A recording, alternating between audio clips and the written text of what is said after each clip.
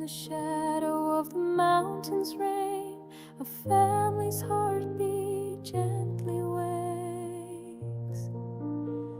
Your new role encompasses us, guiding, guarding, and Estolians.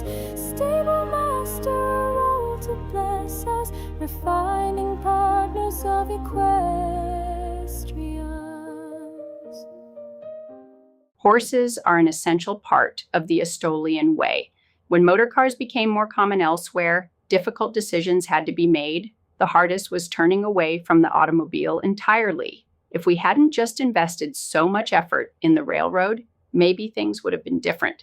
Yet I know of no Estolian who regrets our dependence on horses. Melanie Zakarian, Inscrito.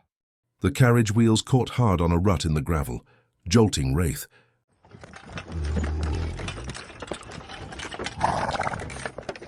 Her hand clung to the armrest, while the other strayed protectively to her flat abdomen. Yesterday, alone in the doctor's office, she'd heard the magical verdict. She was pregnant with their second child. Joy had started to bloom inside her, but with Gregorio half a world away in the United States, the moment felt achingly incomplete. He should have been there, holding her, sharing in the realization of one of her fondest dreams, to be mother to as many children as deity would provide. Instead, his absence tugged at her happiness, pulling it thin even on such a glorious day.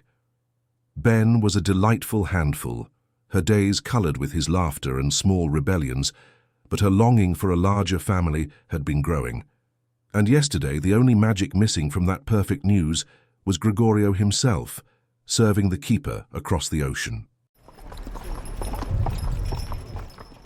The scrunching of the carriage on gravel as it came to a halt, accompanied by the jingle of the horses' harnesses, brought her attention back to her destination.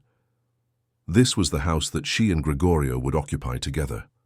Another event in their life undertaken without her soulmate's hand in hers. She expelled a slight sigh, accepting the dictates of deity, as the driver opened the carriage door to allow her to exit. Wraith's thoughts shifted from her own pregnancy to her sister's kids. Willow collected children with the avid specificity of a collector, searching for just the right make, model, and style, as if from some secret catalogue. She was a lousy mother to her 4 daughters. Wraith approached the house as another carriage arrived. Her father-in-law Theo joined her. "How are you doing today, Wraith?" He asked her. "Lonely," she said. Gregorio promised he would be as swift as possible. She longed for her husband, to have him hold her, touch her, simply be with her. Married couples should never be asked to endure such a lengthy separation. "Gregorio anticipates arriving within an hour of dawn tomorrow," Theo said, his voice gentle. For Wraith, the relief was immediate and overwhelming. Inundated by a tidal wave of emotions, she had to pause to compose herself. She brushed away the tears of relief and took a deep breath, smiling at her father-in-law. Gregorio would be home tomorrow. Tomorrow, he would be holding her tightly. Their souls would be renewed, and she would tell him about the new baby. A bright joy sprang up, lighting her expression as she turned to Theo, her hands pressed over her stomach. "Thank you." She whispered, her voice trembling with surprise. "I did not expect... Tomorrow?" Theo nodded softly, never one for grand gestures, but it was enough. "But in the meantime, I wanted you to see your new home." Theo continued. "Your most frequent visitors will be those who live and work here. The palace, the temple, and the royal stables are the 3 largest population centers in Estolia. Your husband will be, quite literally, one of the leaders here, overseeing the training, well-being, and care of our valued equine partners." She paused on the porch, taking in the paddocks and stables spread across the plateau. Below, a narrow green valley divided the slopes, Mount Zacharias rising on the nearer side, and, on the far side, the much taller Mount Estoliana, with the cathedral at its base. For the first year after marrying Gregorio, they had lived and learned in the elder village beside the temple. Since then, their home had been within the palace.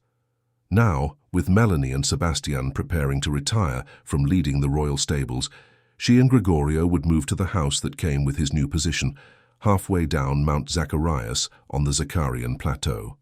She looked forward to opening this new chapter of her life and to the autonomy of a home she could truly call her own. He led her into the house and they were greeted by a woman that Wraith immediately recognized. Polly! Polly grinned, wiping her hands on her apron out of habit before gathering Wraith into a warm, heartfelt hug. When she stepped back, her eyes sparkled. I was not sure if you realized what I did with my days. Her husband was Gregorio's right-hand man in the stables. His uncanny ability to predict when a broodmare would go into labor and to be present for every birth made him an invaluable part of the team. Most of the unmarried workers have rooms over the carriage house, but I work here, in the house proper, as housekeeper. Vince and I help keep everything running smoothly in the barracks at night, too. Wraith flushed, embarrassed. I did not realize we would have a housekeeper. Polly gestured around the spacious hall. This place is enormous. You would need more hours in the day just to keep it running. There is the master suite and 7 bedrooms, as well as an office, a library, and any number of additional rooms. It is far too much for any one person to manage alone. 7 bedrooms? Wraith's eyebrows rose in surprise. I have only been. She said, her hand instinctively moving to her abdomen, already thinking ahead to the new life quietly growing within her. Deity bestows on each woman the right number of children. Polly said, repeating the familiar axiom.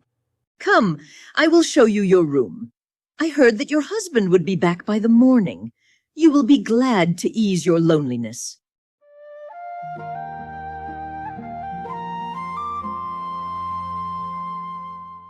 After they finished exploring the house and admiring all its features, Theo guided her into the office. This room still bore the signs of the previous occupants. Papers, ledgers, and meticulous plans remained, awaiting Gregorio, who would inherit not just the house, but all the responsibilities that came with his new position as head of the royal stables. Theo led Wraith over to a set of comfortable chairs by an unlit fireplace, and sat across from her. I did want to speak with you, Wraith, about the arrival of your husband tomorrow. A sick wrench twisted through her. Something has happened to Gregorio? Her hand went instinctively to her abdomen, wondering if she would have to bring this child into the world on her own. No! Theo raised a hand to reassure her. Your husband is fine. You would have felt it if something had happened to him. He paused, giving her a moment to steady herself.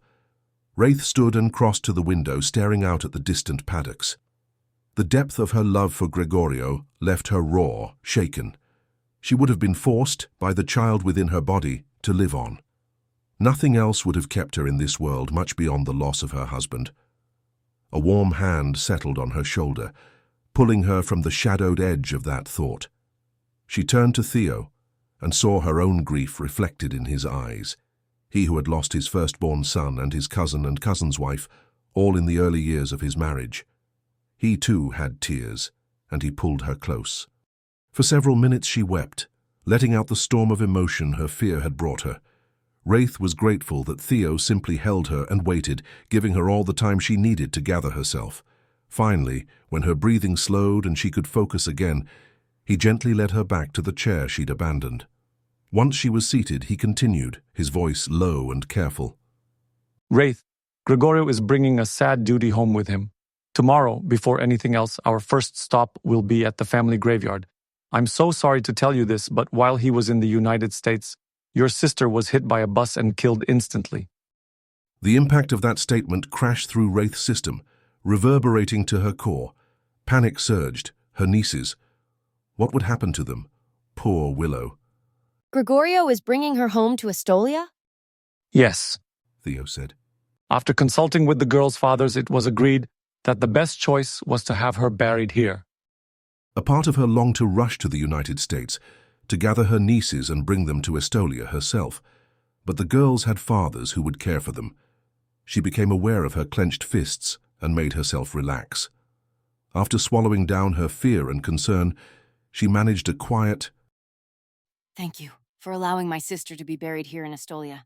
When Gregorio is here with you, you will have the chance to discuss your nieces. Theo reassured her. She looked at Theo and felt the warmth of love for her father-in-law flow through her.